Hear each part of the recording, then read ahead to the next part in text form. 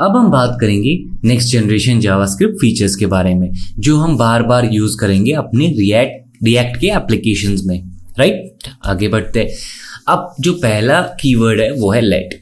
Basically जब हमारे पास late keyword नहीं था तो हम क्या यूज करते थे, वैर। अब वैर तो यूज कर रहे थे तो उसमें दिक्कतें क्या थी। पहली दिक्कत जो ये थी कि वैर से जब भी हम कोई भी वेरिएबल क्रिएट करते थे तो उसका जो स्कोप था वो ग्लोबल होता था, ठीक है। फॉर एग्जांपल जैसे हम इस एग्जांपल में देख सकते हैं कि जो वैर की हेल्प से मैंने जी स्कोप एक वेरिएबल बनाया, उसको मैं उस ब्लॉक के बाहर भी इसको एक्सेस कर सकता हूं, तो इसका जो स्कोप था वो ग्लोबल था। अब इस चीज को रिमूव करने के लिए लेट कीवर्ड आया। तो बेसिकली उसने क्या काम किया, जब भी हम कोई भी एलिमेंट या कोई भी वेरिएबल किसी with in a particular block बनाते हैं, किसी भी पर्टिकुलर ब्लॉक के अंदर बनाते हैं, तो उसका एक्सेस उसी ब्लॉक के अंदर रहता था, बाहर हम उसको एक्सेस नहीं कर सकते। जैसे कि हमने इस एग्जाम्पल में देख सकते हैं, हमने बी स्कोप को एक्सेस करने की कोशिश की तो उसने क्या थ्रो किया, एरर।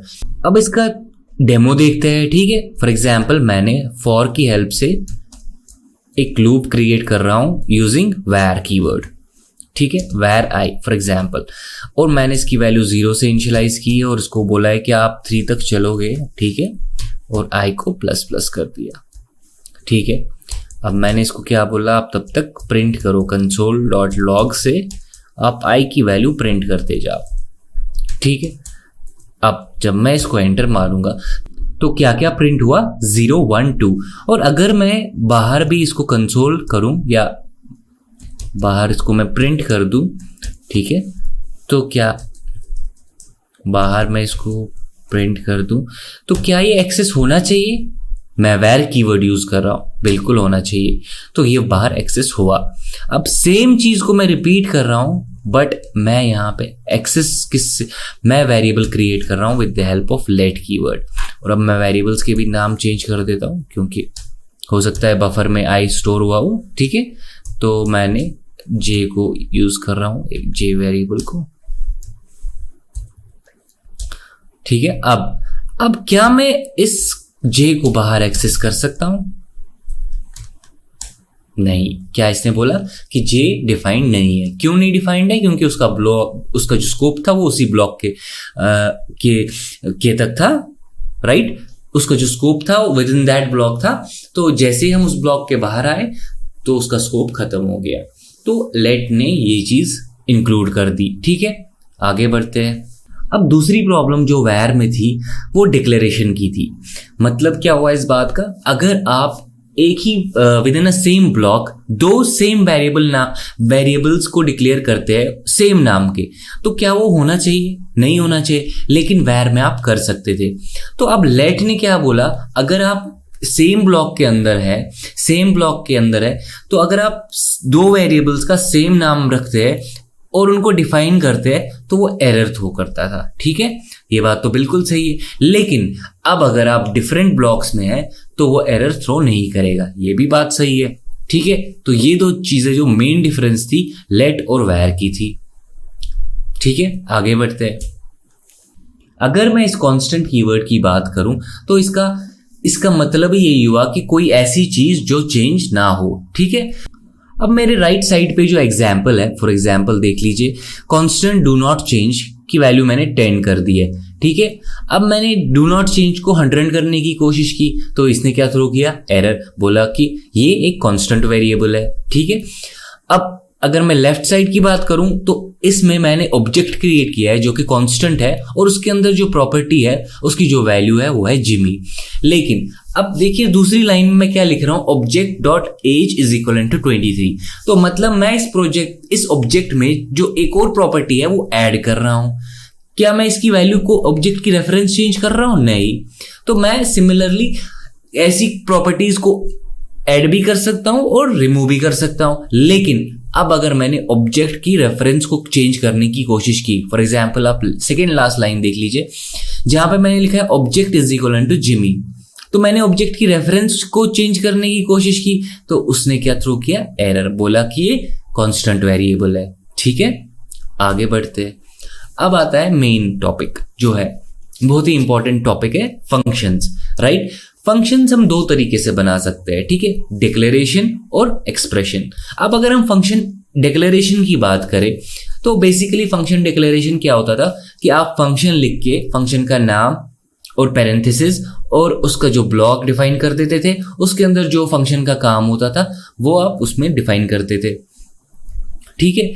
और ये कैसे किस टाइम पे लोड होती थी? कंपाइल टाइम पे ही लोड होती थी। फिर आई फंक्शन एक्सप्रेशंस, वो रन टाइम पे लोड होती थी। और फंक्शन एक्सप्रेशन ने क्या बोला कि आप इस फंक्शन को किसी वेरिएबल में स्टोर कर दो, जैसे कि यहाँ पे लिखा हुआ है वैर एग्जीक्यूट, ये वो वेरिएबल है जो फंक्शन स्टोर करेगा। और फिर फंक्शन का नाम और उसका जो काम होता है वो भी हमने उसी वेरिएबल के अंदर स्टोर किया। फॉर एग्जाम्पल देखते हैं एग्जाम्पल एक। अब देखिए हम फंक्शन कैसे डिक्लेयर करते थे, हम लिखते थे फंक्शन का नाम, फॉर एग्जाम्पल प्रिंट करें पैरेंथेसिस, और फिर क्या बोलते थे, इस फंक्शन को हम बोलेंगे कि आप कंसोल करो, आप प्रिंट करो क्या, हाई, ठीक है, फंक्शन को। अब फंक्शन तो डिफाइन हो गई, अब फंक्शन को कॉल कैसे करते थे, प्रिंट पैरेंथेसिस एंटर, तो हाई प्रिंट हो गया। अब लेकिन ये तो फंक्शन डिक्लेरेशन हुई।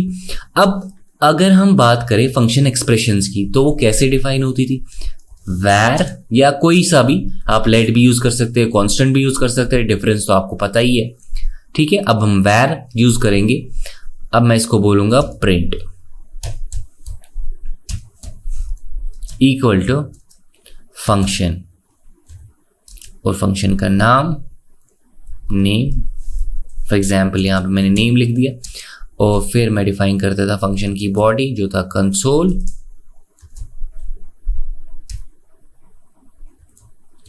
डॉट लॉग, प्रिंट करो बाय।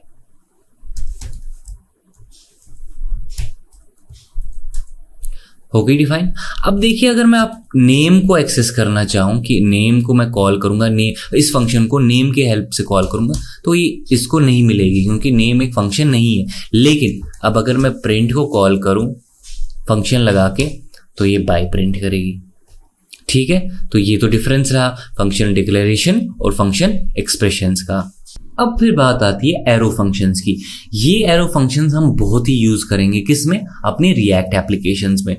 अब फंक्शन एक्सप्रेशंस और फंक्शन डिक्लेरेशंस के साथ एक प्रॉब्लम एसोसिएटेड होती थी जो होती थी दिस कीवर्ड की, लेकिन एरो फंक्शंस ने वो खत्म कर दी। अब देखते हैं कि एरो फंक्शंस हम डिक्लेयर कैसे करते हैं। हम एरो फंक्शंस को सिमिलर तरीके से डिक्लेयर करेंगे, डिफाइन करेंगे किस तरह, जिस तरह हम फंक्शन एक्सप्रेशंस को डिफाइन करते थे। बट ये एफिशिएंट तरीका है, कौन सा, एरो फंक्शन एक एफिशिएंट तरीका है हमारी फंक्शन एक्सप्रेशंस को लिखने के लिए। चलिए देखते हैं कैसे। अब फंक्शन एक्सप्रेशंस को हमने अभी डिफाइन कर दिया। अब देखते हैं एरो फंक्शंस को कैसे लिखते हैं, सेम तरीके से वैर, अब हम एक एरो का नाम देंगे, एरो फंक्शन ARR लिख देते हैं इक्वल टू, अब इसमें हम पैरेंथेसिस नहीं, नाम इसमें फंक्शन भी लिखने की जरूरत नहीं होती है, और बस पैरेंथेसिस देंगे, एक एरो साइन मारेंगे और उस एरो साइन को बोलेंगे कि क्या करो, एरो साइन हो गई। अब उस फंक्शन को बोलेंगे कि आप क्या काम करो, आप कंसोल डॉट लॉग करो कि मैं एक एरो फंक्शन हूं, एरो फंक्शन, ठीक है। इस चीज को हमने सेव कर दिया और एंटर कर दिया। अब सिमिलर तरीके से हम इसको रन करेंगे, कैसे, एरो ARR करके ये क्या प्रिंट करेगी, एरो फंक्शन, ठीक है। अब देखिए कितना एफिशिएंट तरीका है। तो अब अगर आप कभी ऐसी फंक्शन को डिफाइन कर रहे हो जो एक ही रिटर्न स्टेटमेंट करती है तो आप ये भी हटा सकते हो, ठीक है। जो हमने ब्रैकेट्स लगाए थे वो भी हटा सकते थे, और हमारा कोड कम हो गया, ठीक है। रन कैसे करेंगे, सिमिलर तरीके से एरो फंक्शन प्रिंट होके आया, ठीक है। आगे बढ़ते हैं। तो जो अब प्रॉब्लम्स एसोसिएटेड थी फंक्शन डिक्लेरेशंस के साथ, फंक्शन एक्सप्रेशंस के साथ, वो थी दिस कीवर्ड की। जो जब भी हम कोई फंक्शन एरो फंक्शन की तरीके से यूज करते हैं तो उसमें जो होती है, ये जो प्रॉब्लम होती है दिस कीवर्ड की, जिसमें हमें बाइंडिंग की ज़रूरत पड़ती थी जब हम बात करें फंक्शन एक्सप्रेशंस की और फंक्शन डिक्लेरेशंस की, तब हमें बाइंडिंग की ज़रूरत होती थी। लेकिन दिस के साथ एसोसिएटेड प्रॉब्लम्स थी वो एरो फंक्शंस ने ख़त्म कर दी। हमें बाइंडिंग की ज़रूरत नहीं पड़ती है अब फंक्शन को बाइंड करने की। ठीक है, अब हम बात करेंगे एक्सपोर्ट कीवर्ड की। अब बेसिकली एक्सपोर्ट कीवर्ड वो कीवर्ड है जो हमें हेल्प करता है कुछ फीचर्स किसी और जावास्क्रिप्ट फाइल की यूज करें हम किसी डिफरेंट जावास्क्रिप्ट फाइल में। बेसिकली हम अगर मैंने कोई प्रोग्राम लिखा है किसी एक पर्टिकुलर जावास्क्रिप्ट फाइल में, for example sum of numbers, तो अब मैं इसको यहाँ भी यूज करना चाहता हूँ दूसरी जावास्क्रिप्ट फाइल में, तो बेसिकली मैं सिंपली उसको आगे क्या लगा दूंगा, एक्सपोर्ट, और वो मैं यहाँ पे यूज करूंगा with the help of import keyword. ठीक है, अभी हम बात कर रहे हैं एक्सपोर्ट कीवर्ड की।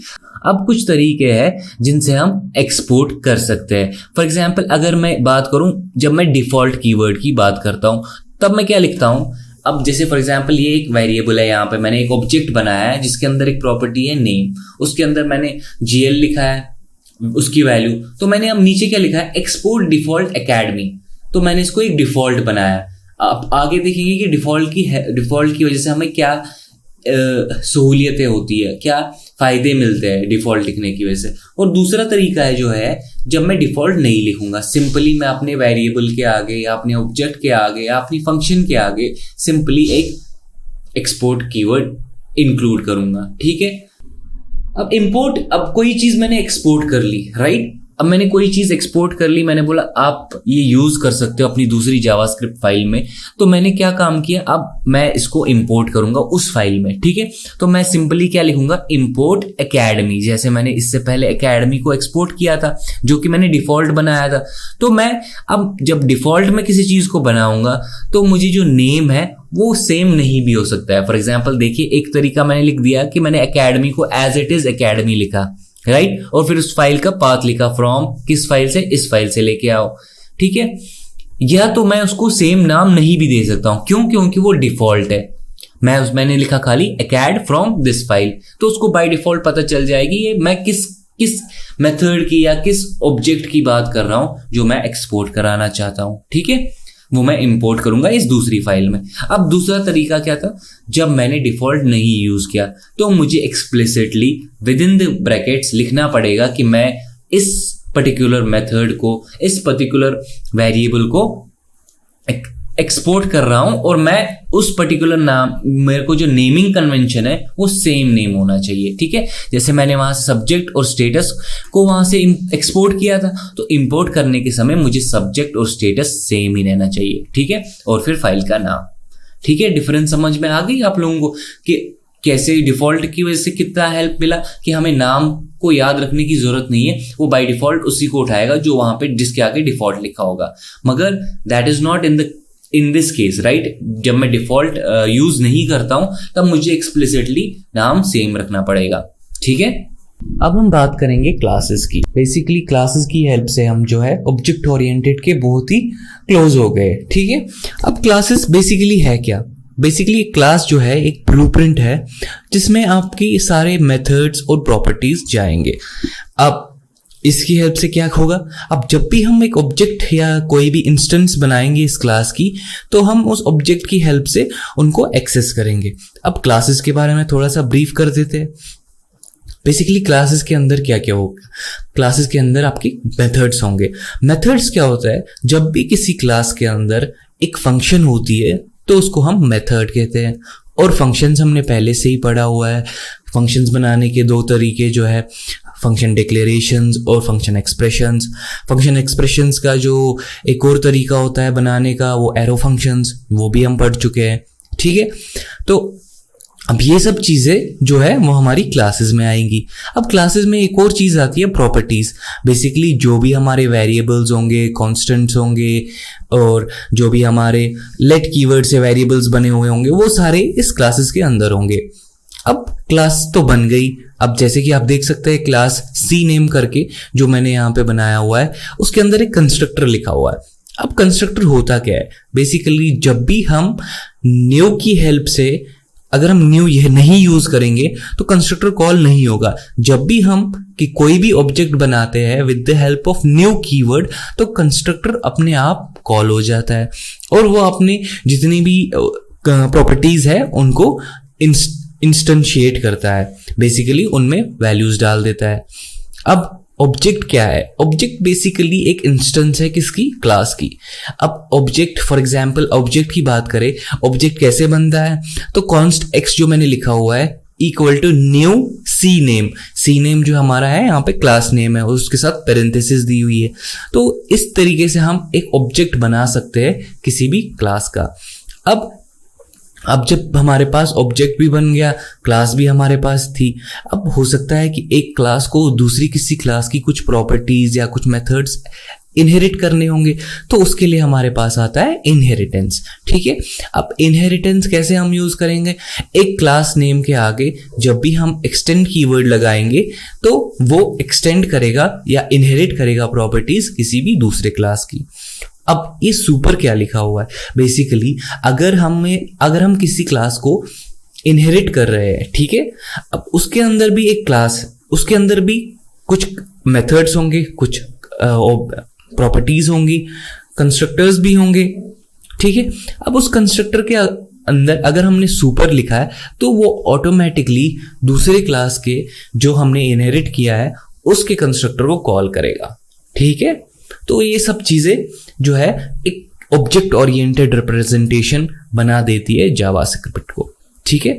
ये हम बहुत ही क्लोज हो गए किसके? ऑब्जेक्ट ओरिएंटेड के, इस चीज से, क्लासेस की हेल्प से, ठीक है।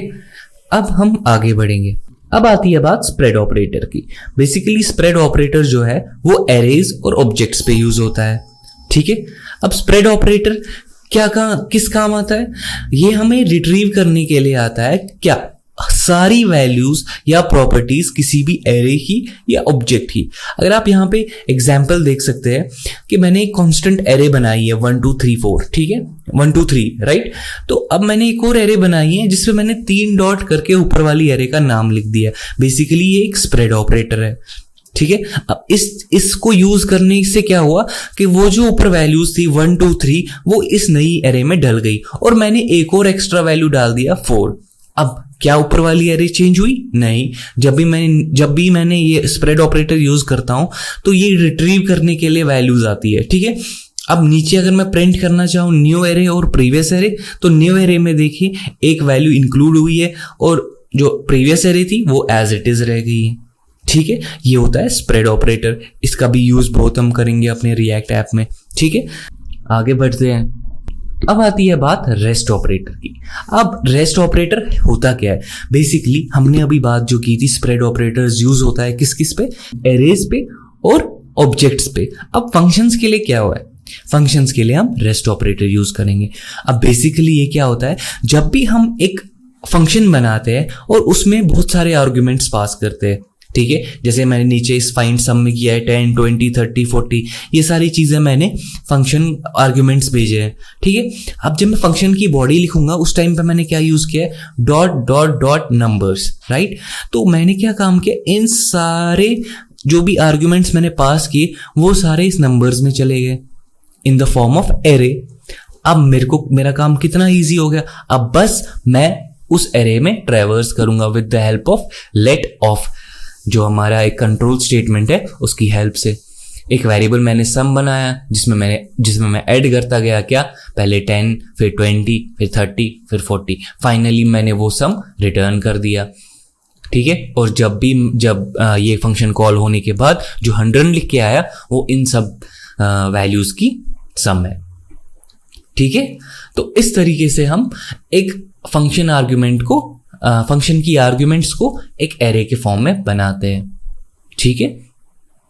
तो ये हो गया आपका रेस्ट ऑपरेटर। सेम तरीके से 3 डॉट करके रिप्रेजेंट होता है, ठीक है। आगे बढ़ते हैं। अब बात आती है डिस्ट्रक्चरिंग ऑपरेटर की, ठीक है। अब डिस्ट्रक्चरिंग ऑपरेटर होता क्या है? बेसिकली पहले जो हमारे पास थे स्प्रेड ऑपरेटर और रेस्ट ऑपरेटर, उनसे हम एक्सट्रैक्ट तो कर पा रहे थे, लेकिन अब अगर हमें कुछ ही एलिमेंट्स को एक्सट्रैक्ट करना है या कुछ ही प्रॉपर्टीज को एक्सट्रैक्ट करना है किसी दूसरे ऑब्जेक्ट से, तो उसके लिए आया डिस्ट्रक्चरिंग ऑपरेटर। फॉर एग्जाम्पल अगर मैंने यहाँ पे एक एरे लिखी हुई है 10, 20 और 30, ठीक है। अब मैंने एक्सट्रैक्ट करने के क्या तरीका है, ये ऑब्जेक्ट, अभी एरेज की बात हो रही है, ऑब्जेक्ट्स के लिए भी हम सेम अप्लाई करेंगे सेम तरीके से, ठीक है। अब हमें खाली पहली और तीसरी जो तीसरी वैल्यू है वो फेच करनी है, उसको हम डायरेक्टली यूज करना चाहते हैं। तो हमने क्या लिख दिया, फर्स्ट कॉमा और जो 20 था उसके लिए स्पेस छोड़नी है और फिर लास्ट। अब इस तरीके से किस एरे में से हमें वैल्यूज निकालनी है, वो इक्वल टू वो एरे। अब जो हमारा ये तरीका है बनाने का, तो हमने कैसे बनाया, सिमिलरली जैसे एक एरे डिफाइन होती है वैसे हम डिफाइन करेंगे। बस जो उस इंडेक्स पे जो वैल्यू होगी वहां पे हमें वेरिएबल नेम लिखना है, ठीक है। जैसे मैंने यहाँ पे लिख दिया है फर्स्ट और फिर स्पेस छोड़िए 20 के लिए और फिर लास्ट लिखा है क्या है, जो हमारा 30 है। अब हम इसको किस एरे पे अप्लाई कर रहे हैं, वैल्यूज पे, वो इक्वल टू वो वैल्यू जो एरे है, ठीक है। वैल्यूज करके जो एरे है उस पे हमें इसको अप्लाई करना है। तो फिर मैंने एंटर दबा दिया। उसके बाद जो मेरे पास जो दो वेरिएबल्स निकल के आए फर्स्ट और लास्ट, उसमें पहले इंडेक्स पे जो होगा और लास्ट वाले इंडेक्स पे जो एलिमेंट होगा वो हमें मिल जाएगी, ठीक है। ये भी एक तरीका होता है एलिमेंट्स को एक्सट्रैक्ट करने का किसी भी एरे में से। सिमिलरली हम ये अप्लाई कर सकते हैं किसी भी ऑब्जेक्ट पे, ठीक है।